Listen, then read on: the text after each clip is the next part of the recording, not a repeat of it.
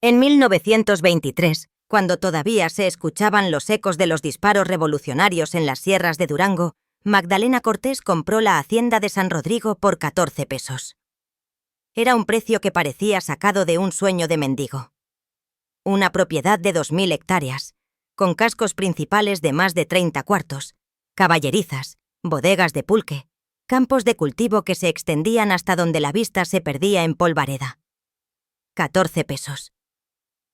El dinero que una viuda de 46 años, con 5 hijos todavía pequeños y las manos llenas de callos de lavar ajeno, había logrado ahorrar durante 3 años trabajando como cocinera en la casa del prefecto de Gómez Palacio. El funcionario que le vendió la hacienda ni siquiera levantó la vista del papel o firmó.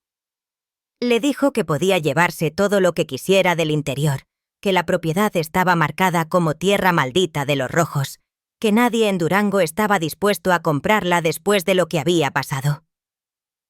Magdalena no preguntó qué era exactamente lo que había pasado. Aprendió hace mucho tiempo que las preguntas en tiempos de revolución tenían la costumbre de traer balas por respuesta. Lo que sí sabía era que sus hijos necesitaban un techo, un lugar donde plantar maíz, un sitio donde vivir sin miedo a que la policía los echara al amanecer. Cuando llegaron a San Rodrigo en una carreta tirada por 2 burros flaquísimos, a media tarde, con el sol dorando las piedras secas del camino, Magdalena supo inmediatamente que algo no estaba bien. No era un presentimiento vago. Era algo más sólido, más real. El silencio. La hacienda no estaba muda, estaba muerta. El silencio tenía peso. Presión. Era como entrar a una iglesia sin aire, donde los sonidos se comportaban de manera extraña. Los pasos crujían demasiado fuerte en el patio. La brisa parecía evitar tocar las paredes. Hasta los pájaros que volaban sobre los campos dejaban un espacio vacío alrededor de la propiedad, como si trazaran un círculo invisible de donde no querían entrar. Su hijo mayor, Roberto, de 19 años, fue el primero en notarlo. Se bajó de la carreta con la cautela de quien ha visto demasiada muerte en poco tiempo. La revolución lo había tocado cuando tenía 15 años, durante la semana en que Villa pasó por Durango. Su padre, Julio Cortés, había luchado 3 días en las barricadas del centro de la ciudad. No regresó.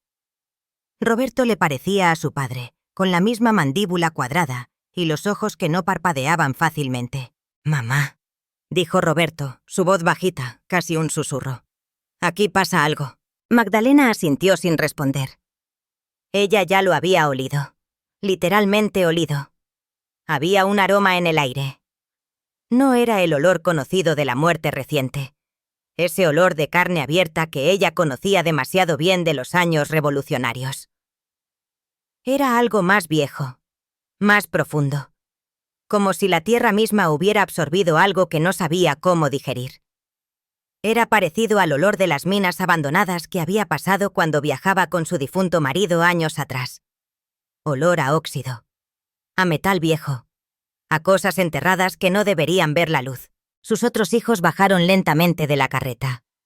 Josefina, 18 años, Manuel, 16, Lucía, 14, y el pequeño Alfredito, apenas de 8 años, que corrió inmediatamente hacia el pozo principal sin cuidado, como hacen los niños cuando no conocen aún la diferencia entre libertad y peligro. «¡Alfredito, aquí, muchacho!», gritó Magdalena, y el niño se detuvo en seco, como si algo en su tono hubiera atravesado la distancia que los separaba e impactado directamente contra sus huesos. El casarón principal de la hacienda se elevaba frente a ellos como un fantasma de otra época.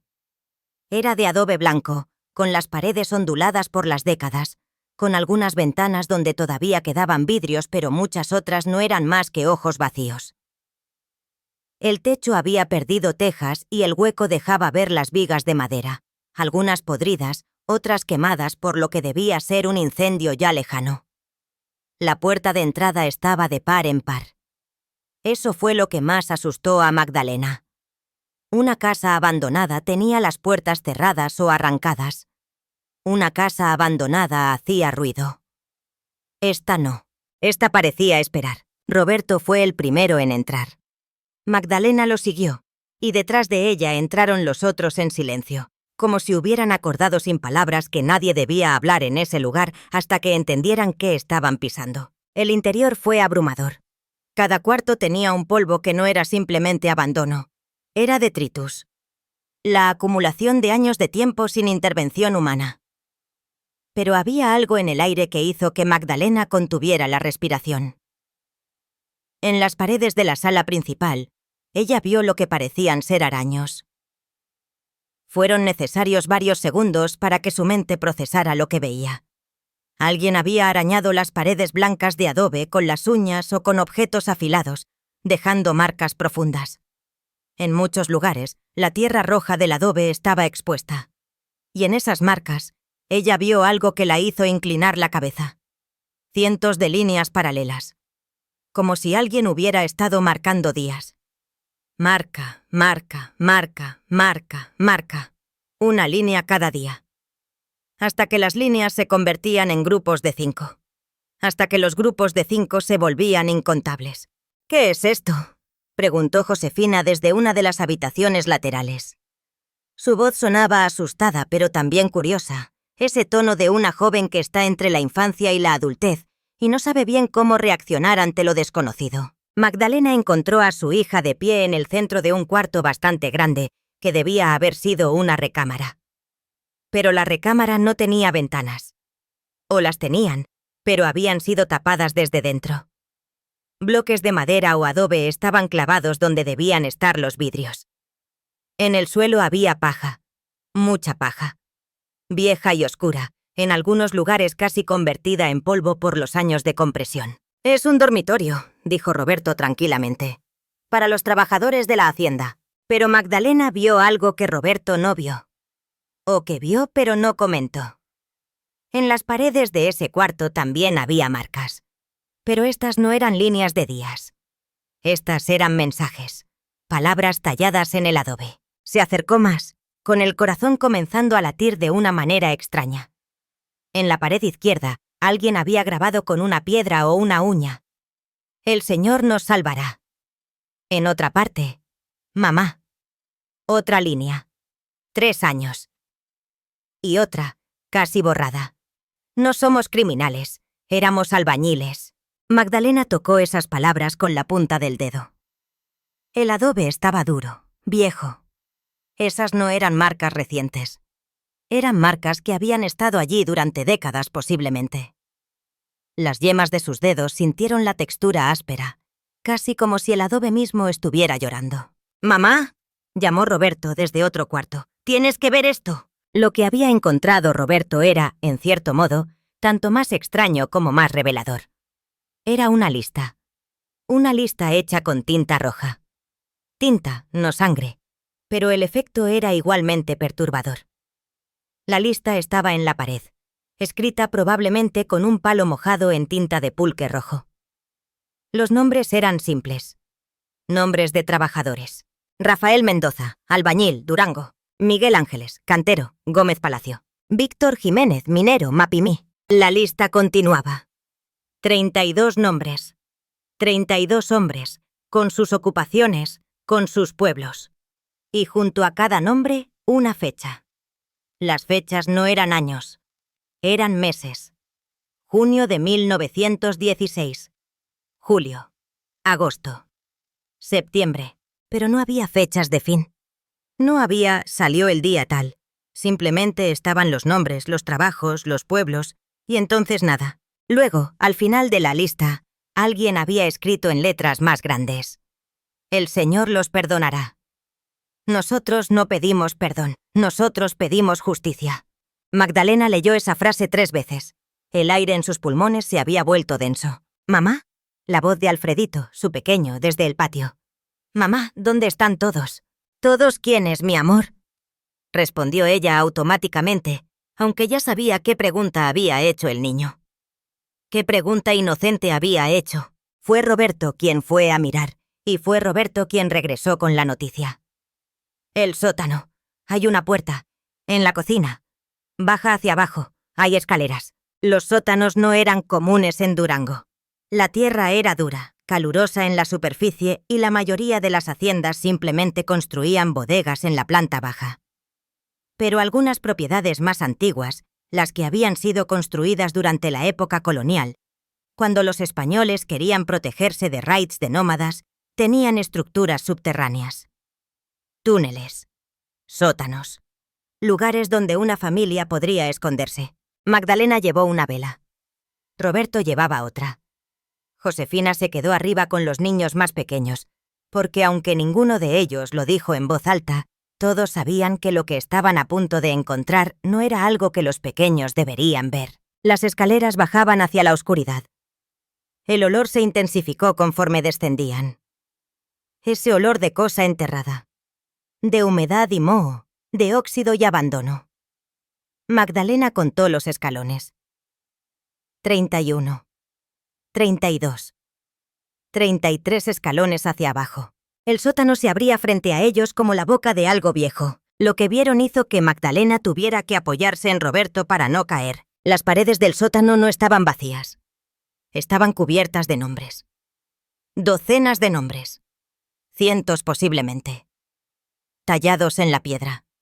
Algunos con las últimas fuerzas de quien estaba escribiendo. Algunos casi ilegibles por los años. Otros profundos, como si alguien hubiera gastado horas tallando cada letra para asegurarse de que permanecería. Ramón Delgado, esposa, Catalina, hijos, 3. Jesús María Flores, de Cuencamé, no maten a mis hijos. Estoy aquí desde hace un año. Mi nombre es Vicente Morales Ruiz. Le debo dinero al patrón. Dijo que trabajaría hasta pagarlo. He trabajado 363 días. Aún debo. Creo que siempre deberé. No hicimos nada. Éramos agricultores. Vinimos aquí porque nos dijeron que había trabajo. Nos engañaron. Nos encerraron. Ahora no hay salida. Mi nombre es Armando. Armando Cortés López. Si alguien lee esto, dile a mi hermana María que la amaba. La seguía amando cuando cerró la puerta y me dejó aquí. Porque cerró la puerta. Y la escuché reír del otro lado. Magdalena dejó caer la vela. Roberto la recogió antes de que se apagara. Había un patrón en las paredes. Al principio había nombres nuevos cada semana. Pero conforme pasaban los meses y los años se habían acumulado los nombres, la frecuencia disminuía. Había espacios enormes entre algunos nombres, que indicaban meses sin nuevas personas. O nuevas personas que habían llegado sin dejar un mensaje. O que habían llegado cuando ya no había espacio en las paredes para escribir. En el rincón del sótano, cuando sus ojos se ajustaron a la oscuridad y sus mentes lograron procesar lo que estaban viendo, Magdalena y Roberto encontraron algo diferente. Una habitación. Cerrada con una puerta de madera pesada. Una puerta que no estaba hecha para salir. Una puerta que estaba hecha para mantener a alguien dentro. Roberto empujó. La puerta cedió lentamente, quejándose por años de no haber sido abierta. Adentro la oscuridad era completa, casi tangible. Roberto entró primero, con la vela en alto. Lo que encontró lo hizo congelar. Su respiración cambió. Se hizo superficial. ¿Qué? Preguntó Magdalena. ¿Qué es? Roberto se giró, y su rostro estaba pálido como una vela quemada. Esqueletos, dijo. Mamá, hay esqueletos aquí. Y no están solos, hay muchos. Hay tantos. Magdalena entró a la habitación. La vela iluminó lo que habían estado buscando sin saber que lo buscaban. 2 docenas de esqueletos. Posiblemente más. Algunos en el suelo, otros todavía envueltos en lo que alguna vez fueron ropas. Todos en diferentes estados de descomposición. Algunos casi desintegrados en el piso de tierra. Otros relativamente intactos, como si todavía estuvieran dormidos. En el suelo, cerca de uno de los esqueletos, había algo que brillaba débilmente en la luz de la vela. Roberto se inclinó y lo recogió. Era una alianza, anillo de matrimonio. De oro, con una inscripción dentro. Roberto acercó la vela para leer. Las palabras estaban grabadas en una letra pequeña, cuidadosa. Juliana y Armando, por siempre, 1894. Magdalena se sentó en el suelo, al lado de los muertos. Se sentó así durante varios minutos que parecieron años. Cuando finalmente habló, su voz era tan baja que Roberto tuvo que acercarse para escuchar. No compramos una hacienda, dijo ella. Compramos una tumba que alguien construyó. Una tumba que alguien llenó de gente, y luego cerró la puerta y pretendió que nunca sucedió. Roberto se arrodilló junto a su madre. Juntos, en la oscuridad con la vela temblando, comenzaron a rezar. Pero no rezaban por los muertos, rezaban por sí mismos. Porque ambos sabían, en ese momento, que sus vidas habían cambiado. Que la compra de esa hacienda por 14 pesos no había sido un regalo del destino. Había sido una sentencia. Al amanecer siguiente, después de haber pasado toda la noche sin dormir, después de haber rezado en silencio mientras Roberto y Josefina lloraban en silencio en cuartos diferentes, Magdalena bajó sola al sótano. Llevaba una lámpara de aceite. Llevaba determinación. Y esa determinación que la había mantenido viva durante los años revolucionarios emergió nuevamente. Era la misma que le permitía seguir trabajando cuando sus manos sangraban. Era la misma que la había llevado a ahorrar durante 3 años un dinero que parecía imposible de ahorrar. En la luz de la mañana, filtrada a través de las grietas en las escaleras, ella comenzó a buscar.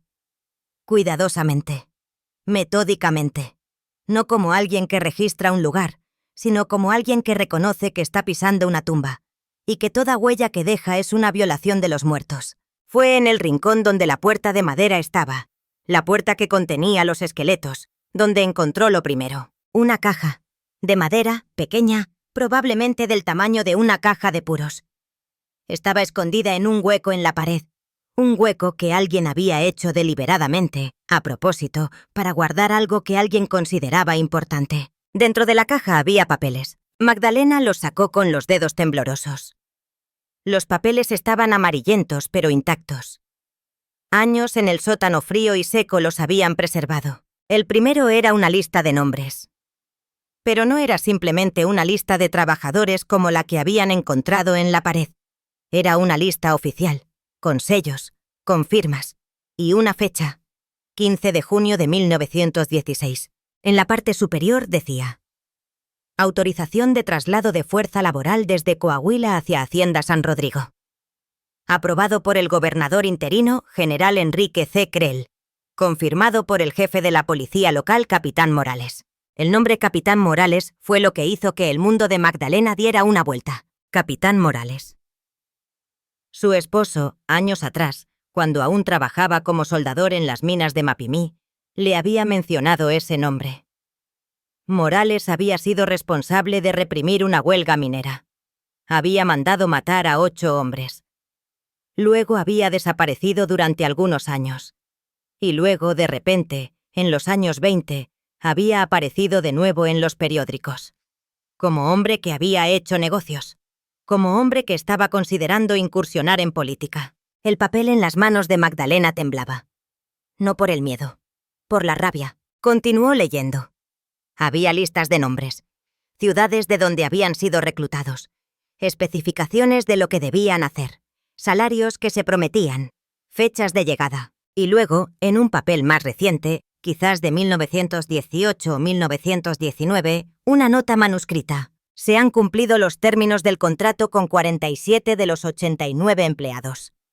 Se espera que los 42 restantes cumplan en los próximos 2 años. El gobernador está satisfecho con el progreso. No debe haber investigaciones. Si alguien pregunta, la respuesta es que huyeron a Estados Unidos. El capitán Morales ha confirmado que la policía estará bajo su dirección. Magdalena no entendía completamente lo que estaba leyendo. Pero entendía lo suficiente. Hombres habían sido traídos a la hacienda. Les habían prometido trabajo, salarios.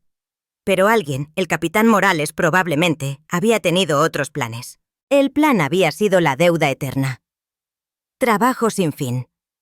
Porque si un hombre estaba siempre en deuda, entonces siempre era esclavo. Y si era esclavo, entonces podría ser descuidado. Podría ser negligente. Accidentes pasaban. Trabajadores morían. La gente desaparecía. Y cuando desaparecían, no había responsabilidad, porque oficialmente nunca habían llegado. Magdalena guardó los papeles en su pecho. Su corazón latía contra ellos como si quisiera protegerlos. Los hombres del general Morales llegaron 3 días después. Magdalena estaba en el patio trasero cuando los vio aproximarse. No eran hombres que se anunciaran, No eran hombres que tocaran las puertas. Eran 3, a caballo, con el uniforme de la policía estatal, aunque sus armas eran más nuevas que las que cualquier policía de pueblo podía permitirse. Llegaban sin prisa, como si supieran que no había a dónde huir.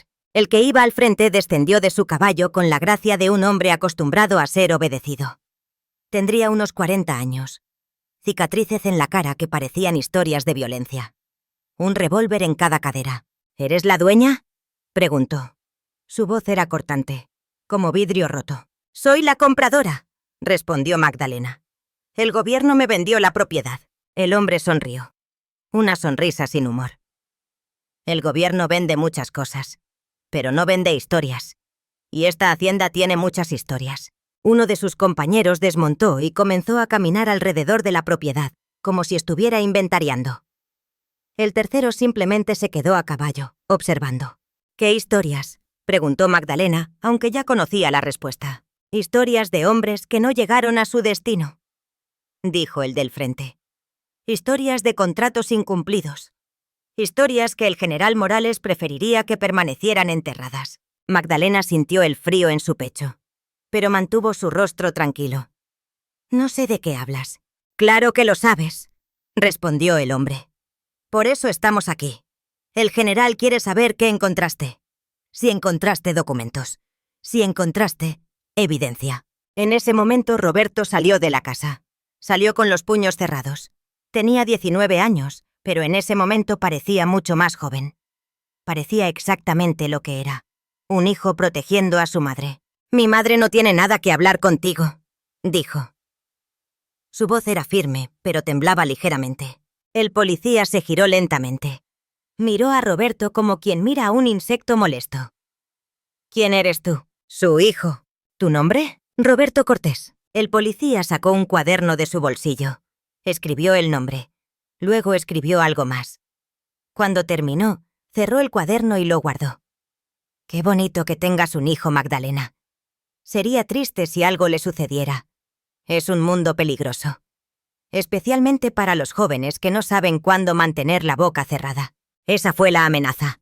Directa, inequívoca, tangible. «¿Qué quieres?», preguntó Magdalena. «Los documentos, si los tienes.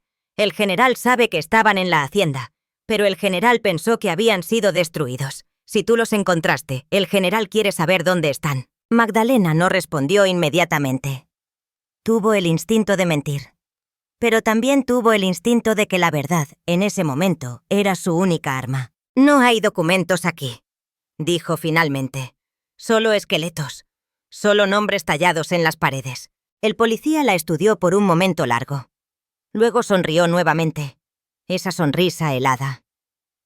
«Qué interesante. El general dijo que si encontrábamos documentos, que sabríamos exactamente qué hacer. Pero si solo encontrábamos preguntas, entonces las cosas se volverían más complicadas». Hizo una seña con la cabeza. Sus compañeros comenzaron a avanzar hacia la casa. «¿Dónde van?», preguntó Roberto. «A buscar». «El general es muy paciente, pero la paciencia tiene límites. Tenemos autorización del gobernador para registrar cualquier propiedad, especialmente aquellas donde haya evidencia de...» «¿De qué?», preguntó Magdalena. «¿De qué nos acusas exactamente?» «De recibir robado, de obstruir justicia, de conspiración. Puedo soñar acusaciones diferentes según lo que encontremos». Entraron en la casa. Magdalena escuchó a sus hijos asustados adentro. Escuchó pasos. Escuchó cosas siendo movidas, violadas, trasladadas. Lo que ocurrió en las siguientes 2 horas fue un terror sin violencia física. Era un terror de control, de poder absoluto.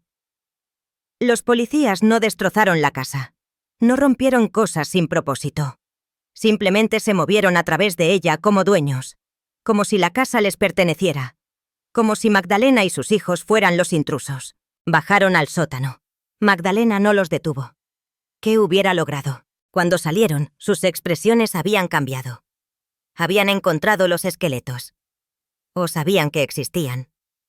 La pregunta era, ¿habían encontrado los documentos? El líder emergió del sótano con una expresión que era algo entre decepción y cálculo. «Bien, así que la hacienda contiene esqueletos. Eso es problemático. El general va a estar interesado en saber eso. ¿Vas a llevarlos?, preguntó Magdalena. ¿Llevar qué? ¿Esqueletos? ¿Para qué? No. Los esqueletos son tuyos ahora. Los encontraste. Son tu responsabilidad. Lo que al general le interesa es saber si encontraste conocimiento, documentación, prueba de qué pasó aquí.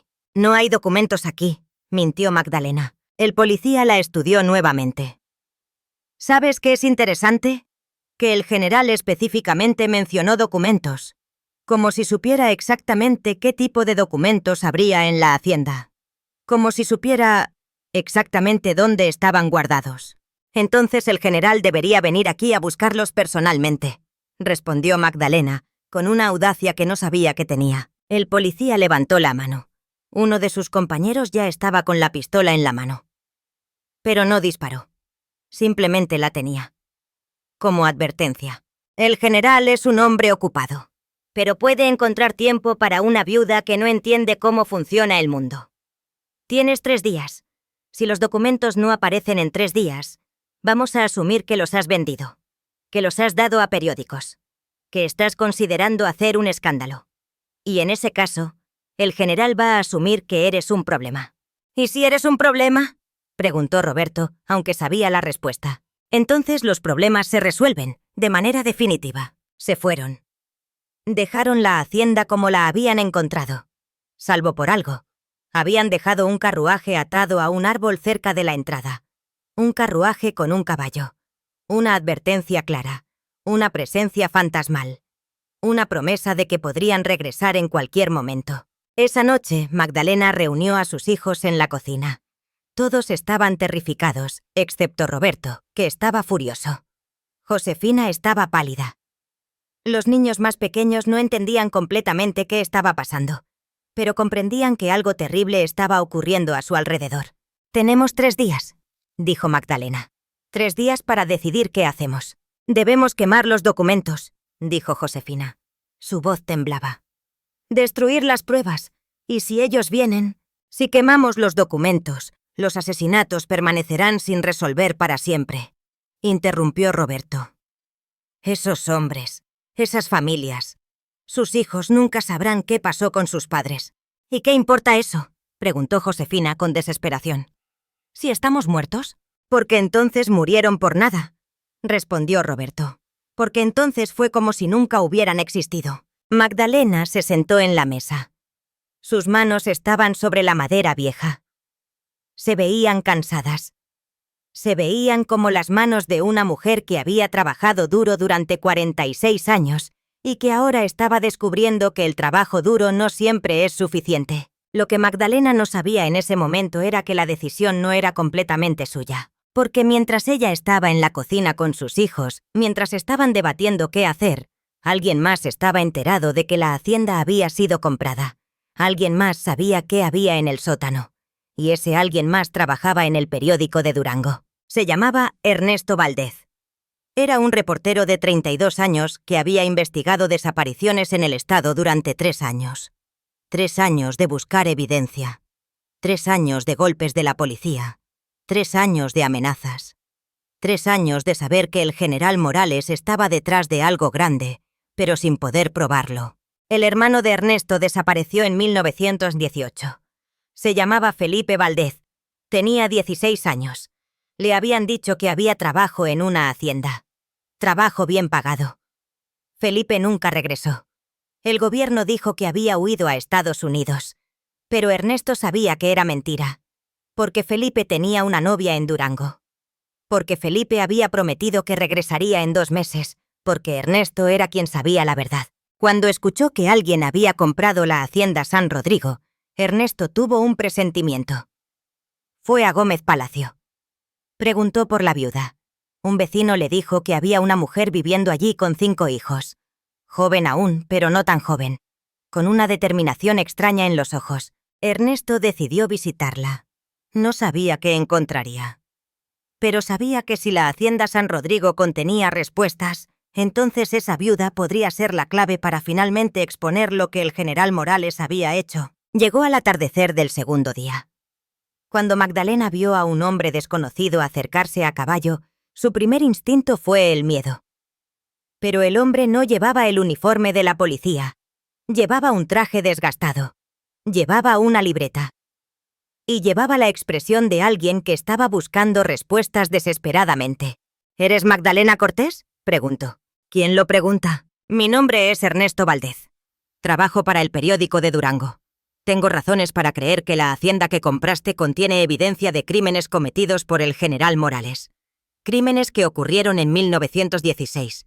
Crímenes que el gobierno ha estado ocultando durante 7 años. Magdalena no dijo nada, simplemente lo observó. Mi hermano desapareció, continuó Ernesto. En 1916, se llamaba Felipe. Tenía 16 años. Desde entonces he estado buscando evidencia de que no fue un accidente, de que fue asesinado, porque hizo preguntas que no debería haber hecho, o porque simplemente estaba en el lugar equivocado.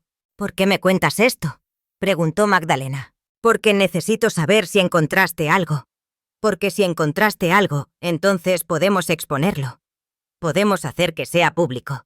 Podemos hacer que sea imposible que el general lo niegue. Magdalena lo invitó a pasar. Le sirvió café. Y mientras bebían, en la cocina de la Hacienda de los Muertos, Magdalena le contó todo. Le contó sobre el sótano, sobre los esqueletos, sobre los nombres tallados en las paredes, sobre los documentos que había encontrado. Le mostró los papeles, los documentos oficiales, las listas de hombres, las fechas. Ernesto leyó en silencio. Cuando terminó, había lágrimas en sus ojos. Felipe está ahí abajo, dijo. No era una pregunta, era una afirmación. Mi hermano Felipe está en ese sótano. Posiblemente, respondió Magdalena. Pero no hay nombres en los esqueletos. No hay manera de saber con certeza. Hay una manera, dijo Ernesto. Felipe tenía un defecto, una cicatriz en el cráneo. Sufrió un accidente cuando era pequeño. Si bajamos al sótano, si miramos los esqueletos, podría identificarlo. Bajaron. Roberto los acompañó. En la luz de las lámparas de aceite, examinaron los restos. Y en el tercero que miraron, Ernesto encontró lo que estaba buscando. Una cicatriz en el cráneo del esqueleto. Una cicatriz exacta a la que recordaba de la infancia de Felipe, cuando su hermano se había caído de un árbol y se había roto la cabeza. Una cicatriz que Ernesto había visto muchas veces, jugando juntos en la infancia. Ernesto se arrodilló junto a los restos de su hermano. Y lloró en silencio durante varios minutos que parecieron eternidades. Cuando se incorporó, su expresión había cambiado. El dolor se había convertido en algo más duro, en determinación, en furia. Tenemos que hacer que esto sea público, dijo. Los documentos, los esqueletos, los nombres en las paredes, todo. Tenemos que hacerlo ahora. El general nos matará, dijo Roberto. A mí, a mi madre, a mis hermanos. Dijo que tiene 3 días. El general matará a alguien, no importa qué hagas, respondió Ernesto. La única pregunta es, ¿va a matar a gente cuyas muertes serán un misterio? ¿O va a matar a gente que fue asesinada porque expuso sus crímenes? Porque si es lo segundo, entonces su muerte significa algo. Porque si es lo segundo, entonces hay testigos. Hay periodistas involucrados. Hay un rastro que es demasiado grande para ocultar. Lo que pasó en las siguientes 24 horas fue caótico. Ernesto contactó a amigos en la capital. Periodistas, abogados, hombres con conexiones políticas que no estaban bajo el control del general Morales. El caso de la Hacienda San Rodrigo comenzó a filtrarse. Primero fue un artículo pequeño en un periódico de la capital. ¿Crimen masivo en Durango? La letra pequeña, sin nombrar directamente al general Morales, pero lo suficientemente específica como para que la gente que importaba supiera de qué se estaba hablando. Luego fue un segundo artículo, más detallado, con algunos de los nombres de los documentos, con referencias a las fechas, con sugerencias de conspiración gubernamental. El general Morales se enteró el mismo día, y su respuesta fue rápida. Los policías llegaron nuevamente a la hacienda. Pero esta vez vinieron con más números. 16 hombres, armados, con órdenes de arrestar a Magdalena bajo cargos de fraude, recepción de bienes robados y conspiración contra el gobierno. Roberto fue quien vio a los caballos aproximándose primero. Y fue Roberto quien tomó la decisión que cambiaría todo. Corrió adentro y le gritó a su madre. Luego corrió hacia el pueblo. Corrió como si el mismo diablo estuviera pisándole los talones. Corrió hacia la casa de Ernesto Valdez. Cuando llegó, sin aliento, jadeando, Ernesto estaba escribiendo su tercer artículo sobre el caso.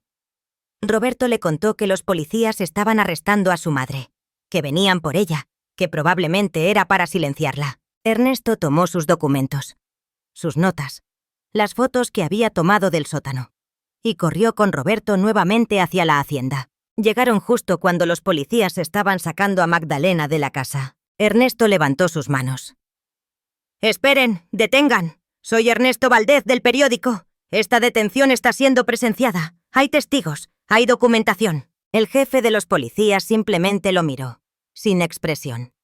«Lárgate, periodista, a menos que quieras ser acusado de obstrucción de justicia. Las acusaciones contra Magdalena Cortés son falsas», gritó Ernesto. Hablaba lo suficientemente fuerte para que los vecinos lo escucharan desde sus casas. Ella compró esta hacienda legalmente. Descubrió evidencia de crímenes cometidos por el general Morales en 1916. Crímenes que involucraban 89 hombres desaparecidos. Su arresto es un intento de silenciar a un testigo de esos crímenes. El jefe de policía bajó de su caballo. Caminó hacia Ernesto. Lentamente, como si no hubiera prisa en el mundo.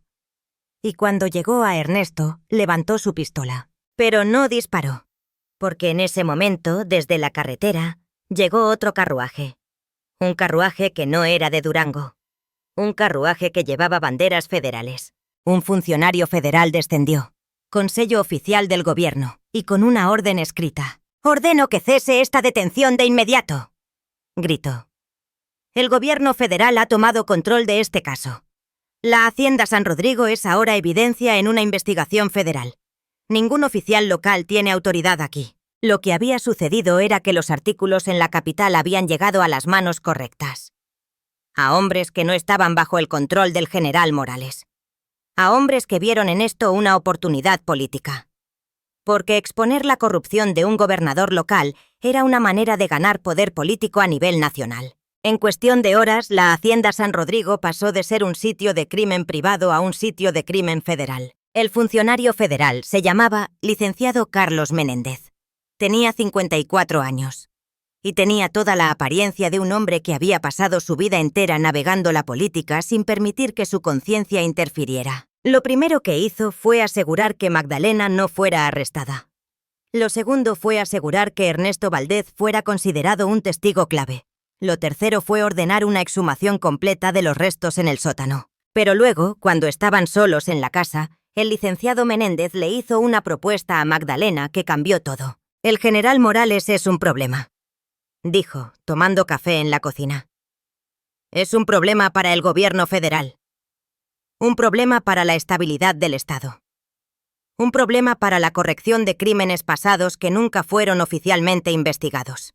«Entonces investígalo», respondió Magdalena. «Sí, bueno, eso es complicado», dijo Menéndez.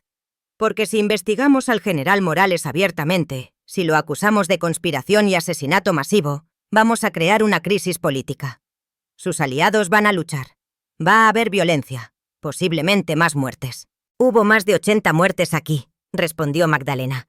«Eso ya es violencia masiva». «Sí, pero eso fue hace 7 años, en tiempos de revolución, en tiempos caóticos.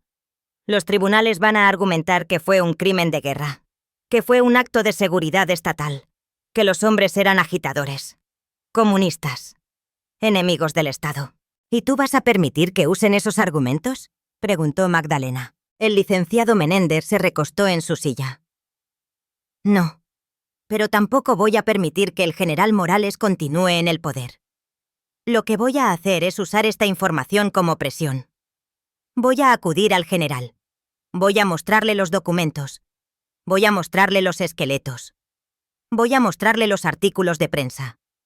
Y voy a sugerirle que su retiro inmediato de la política, a cambio de que no sea procesado públicamente, es la mejor opción para todos». «¿Retiro? ¿Sin juicio?», preguntó Magdalena en shock. «El general es un hombre poderoso. Tiene amigos. Tiene dinero. Si lo procesamos va a pelear. Puede ganar. O puede perder, pero va a llevar años, décadas. Mucha gente va a sufrir en ese proceso, incluyéndote a ti. ¿Qué intentas decirme?, preguntó Magdalena, aunque ya conocía la respuesta. Estoy diciendo que hay un precio para la paz. El precio es que el general se va, vive en exilio, en México City o en el extranjero. Pero se va. Sus crímenes nunca son procesados públicamente.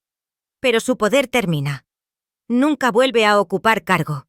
Nunca vuelve a gobernar. ¿Y eso es justicia?, preguntó Magdalena. No, respondió Menéndez honestamente.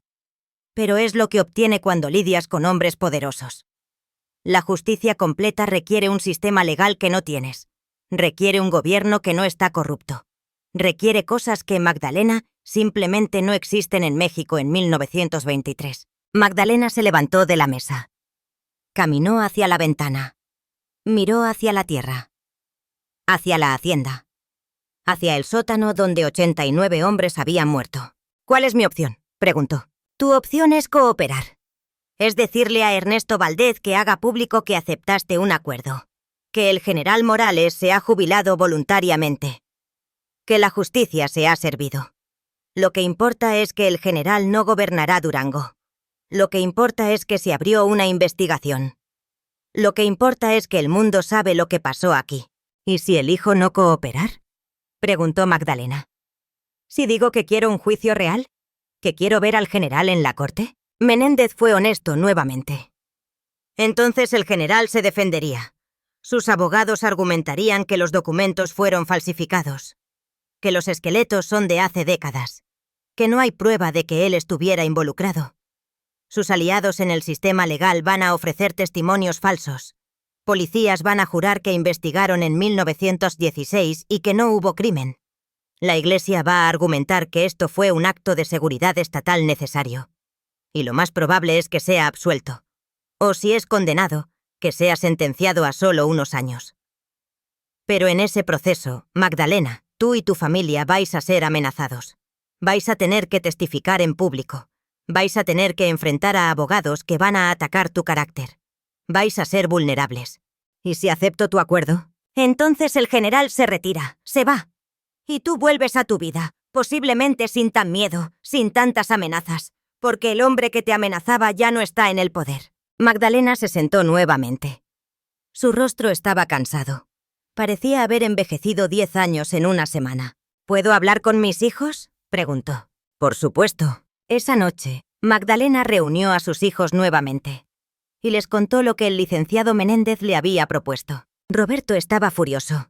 Es un acuerdo corrupto, es permitir que un asesino escape, pero es permitir que el asesino no pueda lastimar a nadie más, respondió Magdalena. ¿Y los 89? ¿Qué sobre ellos?, preguntó Josefina.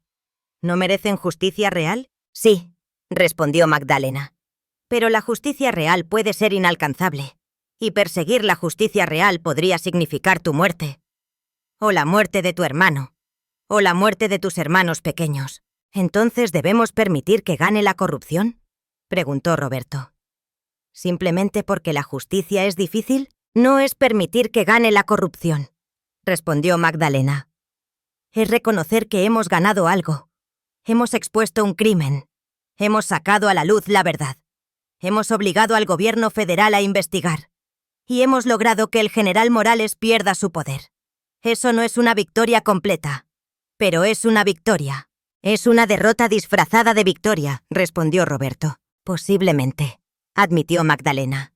Pero a veces en la vida, eso es lo mejor que se puede lograr.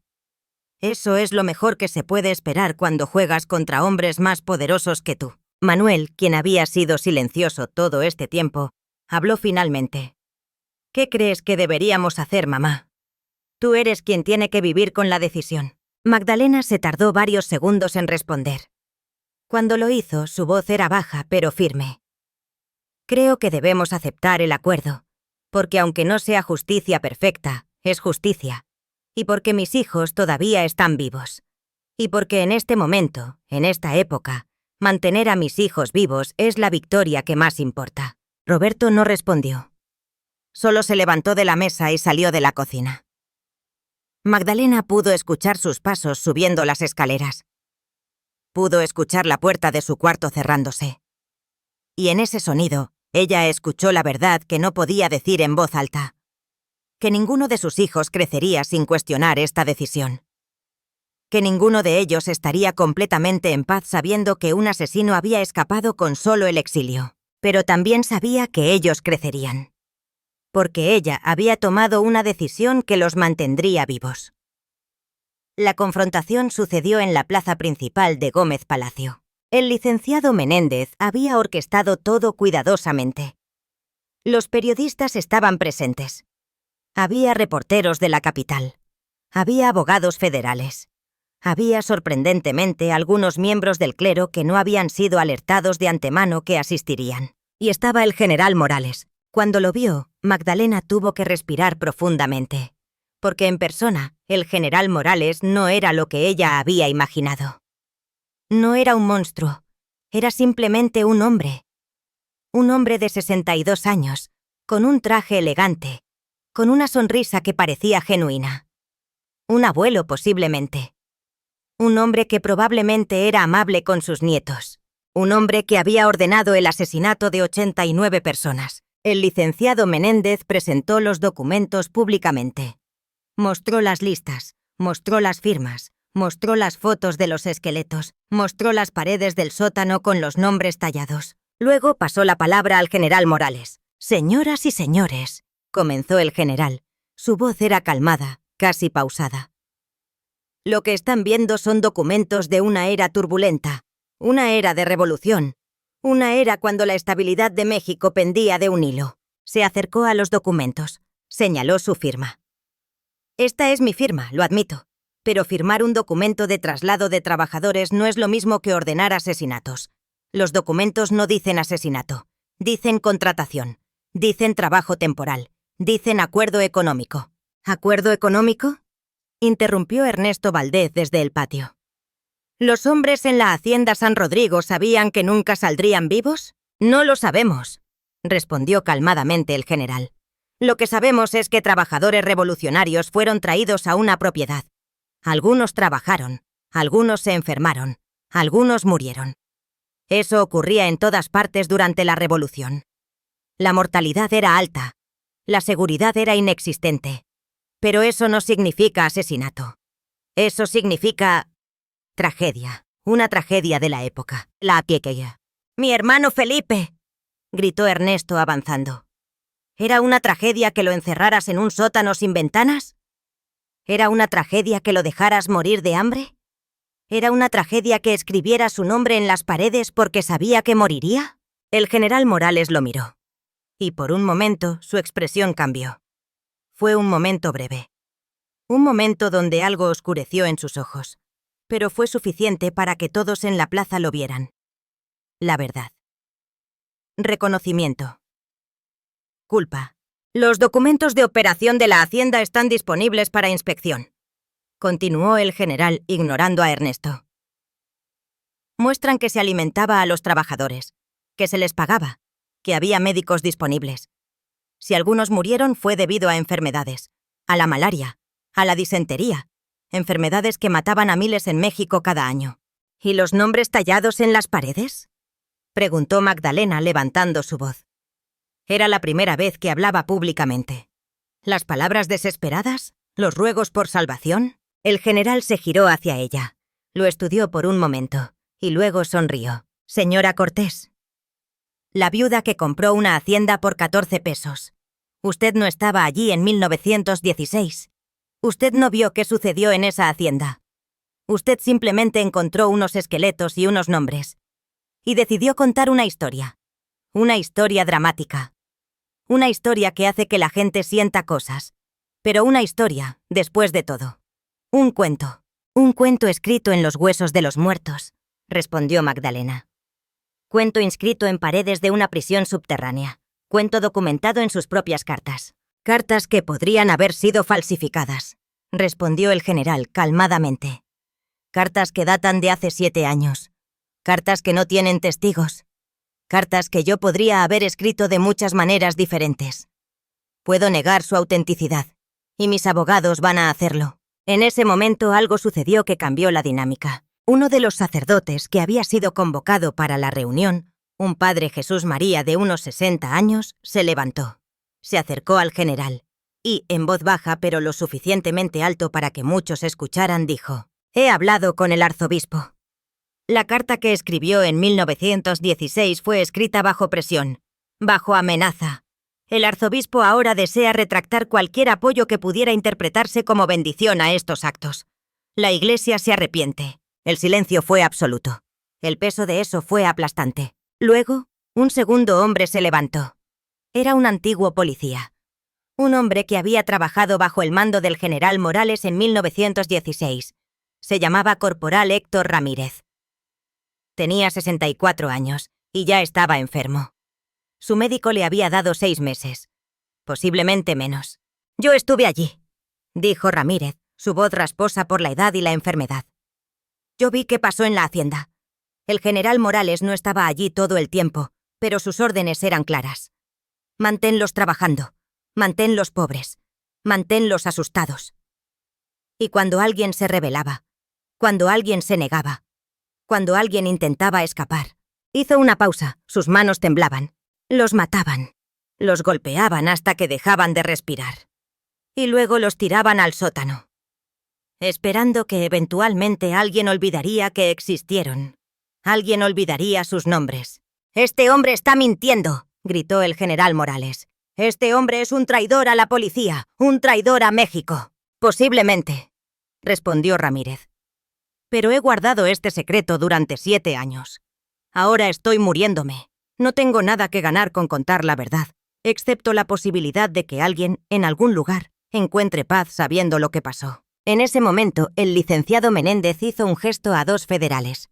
Se acercaron al general Morales. «General Enrique Morales», dijo Menéndez formalmente. «Está arrestado bajo sospecha de asesinato masivo, conspiración y crímenes contra el Estado. Tiene derecho a un abogado. Tiene derecho a defenderse en corte». El general no resistió. Simplemente levantó sus brazos, casi como si hubiera estado esperando esto todo el tiempo. Como si supiera que eventualmente la verdad haría su aparición.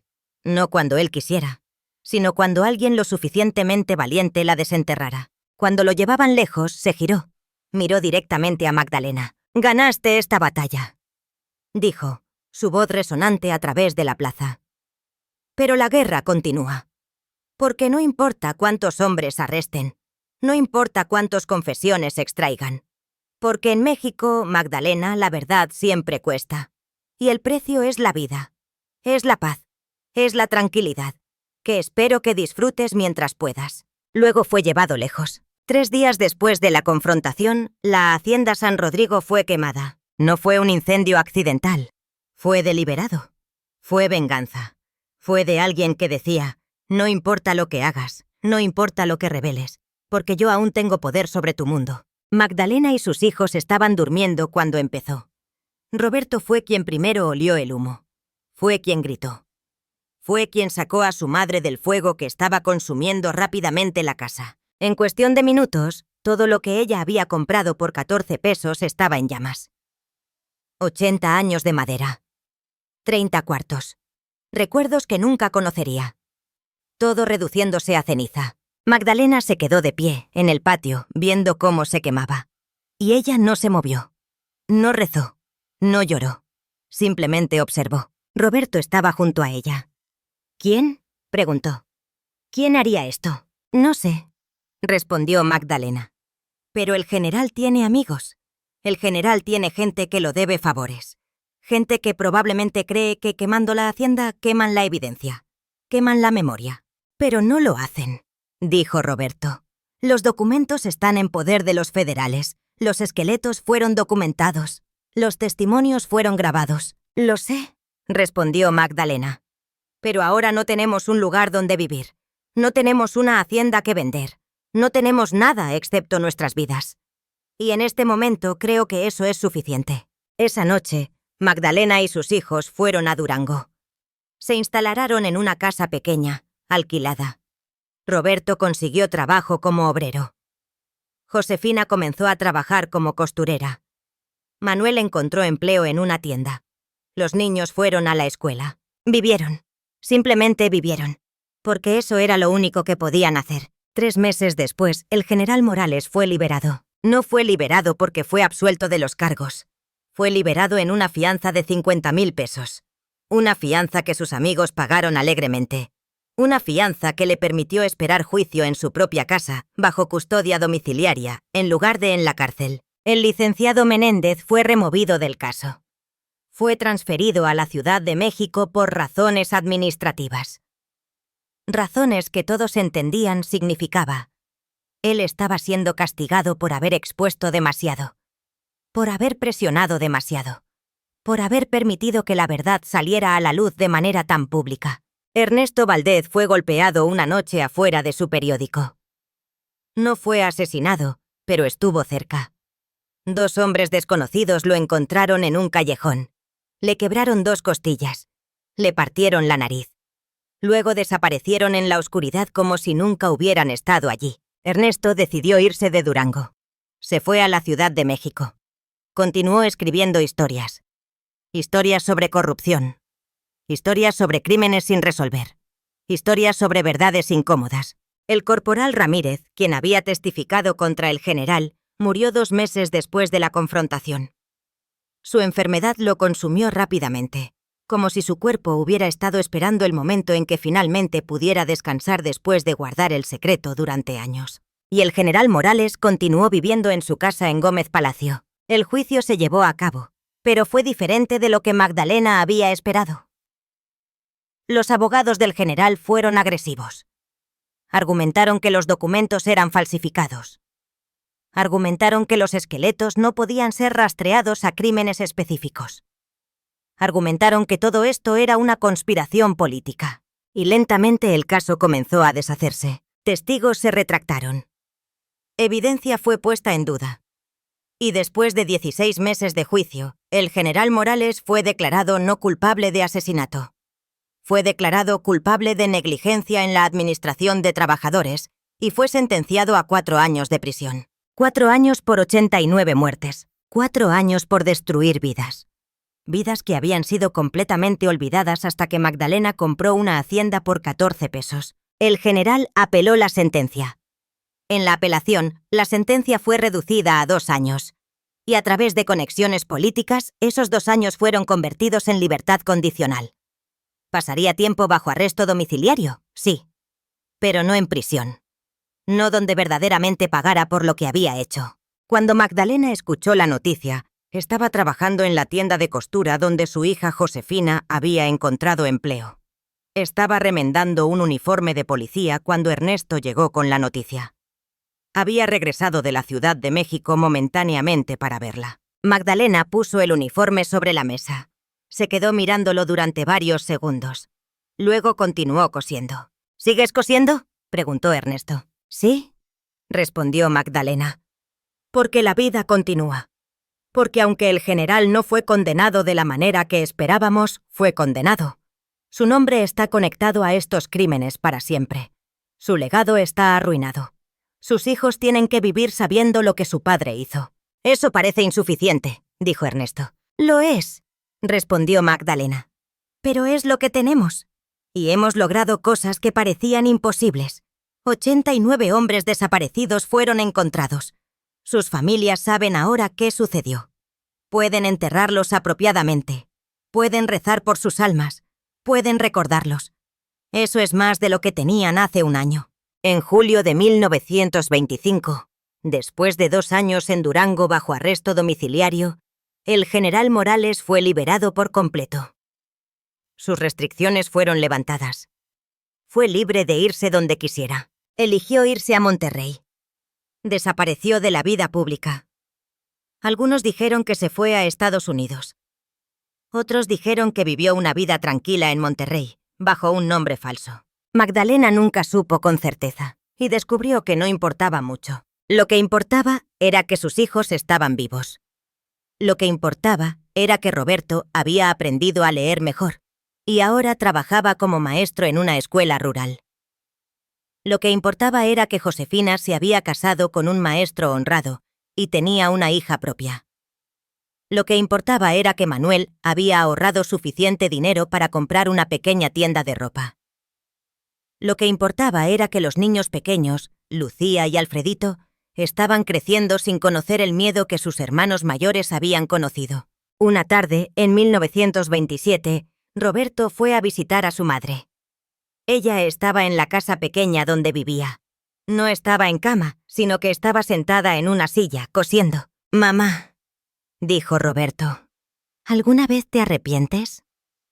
¿Alguna vez desearías haber simplemente quemado los documentos? ¿Haber dejado a los muertos en paz?» Magdalena puso su costura sobre su regazo. Miró a su hijo por un momento largo. «Todos los días me pregunto si fue la decisión correcta», respondió. «Todos los días recuerdo que el general escapó, que no fue completamente condenado, que en muchos sentidos ganó». Hizo una pausa, «pero también recuerdo a Felipe Valdez. Lo recuerdo tallado en las paredes del sótano. Lo recuerdo como el hermano de Ernesto. Lo recuerdo porque sabía su nombre, su pueblo, su oficio. Eso era importante, Roberto. Eso es algo que nadie podía arrebatarme. El hecho de que recordamos, el hecho de que testificamos, el hecho de que dijimos, esto pasó. Es real. Sucedió». «¿Crees que eso fue suficiente?», preguntó Roberto. «No», respondió Magdalena honestamente. «No es suficiente, pero fue algo. Fue la única arma que tenía». 30 años después, en 1953, Magdalena estaba muriendo. Tenía 76 años. Había vivido una vida tranquila en Durango. Había visto a sus hijos crecer. Había visto a sus nietos nacer. Había cosido ropa durante décadas. Se había hecho amiga de muchas personas. Había encontrado de alguna manera paz. Roberto, ahora maestro retirado, estaba a su lado en su lecho de muerte. También estaban Josefina, Manuel, Lucía y Alfredito, sus nietos, sus bisnietos. «Roberto», dijo Magdalena, su voz débil pero clara, «necesito que hagas algo por mí». «¿Qué, mamá?», preguntó. «En un baúl en la casa hay documentos. Documentos que guardé de la hacienda. Documentos sobre lo que pasó.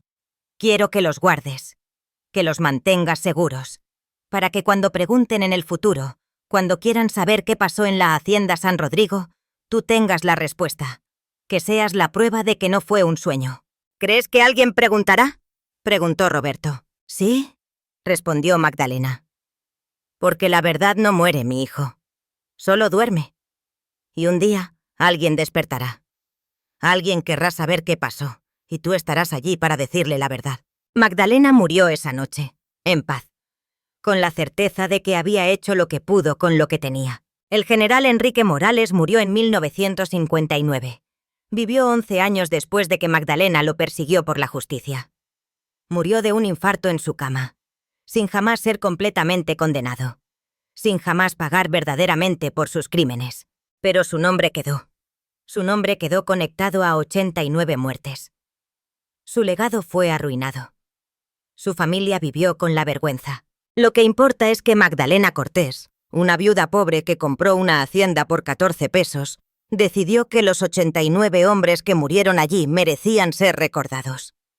Que sus nombres merecían ser escritos. Que sus vidas merecían significar algo. Y ella tuvo el coraje de hacer esa decisión, aunque le costó todo lo que tenía.